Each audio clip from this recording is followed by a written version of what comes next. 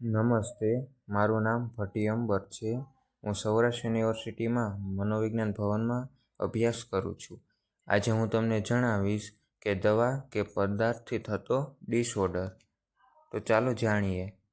દવા કે પદાર્થ ડિસઓર્ડર એટલે શું? આ ડિસઓર્ડરમાં વ્યક્તિ દારૂ કે દવાઓનું વારંવાર સેવન કર્યા કરે છે. નાની નાની તકલીફ જેવી કે શરદી, ઉધરસ, તાવ આવવો, ઊંઘ ન આવવી, માથું દુખવું જેવી બાબતોમાં દવાઓ લીધા કરે છે અને આવી દવાઓ વ્યક્તિ માટે ખૂબ જ નુકસાન કરતા હોય છે. આમાં એવું હોય છે કે વ્યક્તિને માનસિક રીતે તેના મગજમાં એવું આવી જાય છે કે જો હું દવાઓ નહીં લઉં તો મને સારું નહીં થાય, અને આ રીતે વ્યક્તિને દવાઓનો નશો ચડી જાય છે, જે વ્યક્તિ માટે ખૂબ જ નુકસાન કરતા હોય છે. દવાઓ કે પદાર્થનું સેવન કરવાના કારણો, જેમાં પહેલું છે માનસિક કારણો, જેમાં વ્યક્તિને ઊંઘ ન આવવી, ચિંતા, હતાશા, ડિપ્રેશન જેવી પરિસ્થિતિઓમાં દવાઓ લે છે.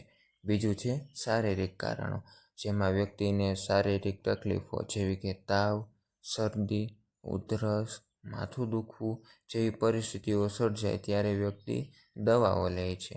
ત્રીજું છે પારિવારિક કારણો, જેમાં કુટુંબમાં થતા ઝઘડા, તણાવભર્યું વાતાવરણ વગેરે બાબતો સામેલ થાય છે. ચોથું છે અજ્ઞાનતાવશ, જેમાં વ્યક્તિને કોઈપણ જાતનું શિક્ષણ કે ખબર નથી હોતી કે આ દવાઓ કેટલી નુકસાન કરતા હોય છે. વ્યક્તિ અજ્ઞાનતાવશ આ દવાઓનું સેવન કરે છે.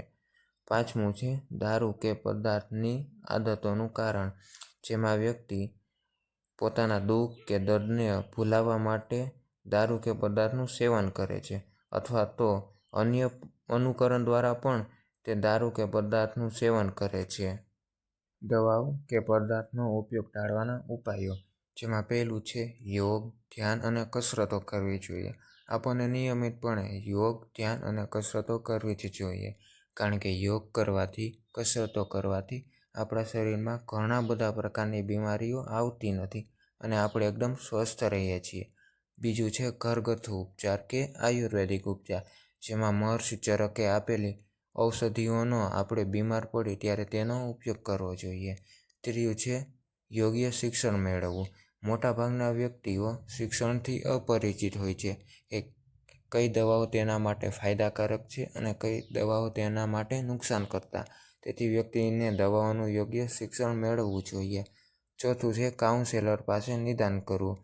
વ્યક્તિની માનસિક બીમારીઓ જેવી કે ડિપ્રેશન, હતાશા, ચિંતા, ઊંઘ ન આવવી જેવી પરિસ્થિતિઓ આવે ત્યારે વ્યક્તિને દવાઓનું સેવન ન કરવું જોઈએ અને કાઉન્સેલર પાસે પોતાનું નિદાન કરવું જોઈએ. પાંચમું છે રમતો રમવી જોઈએ.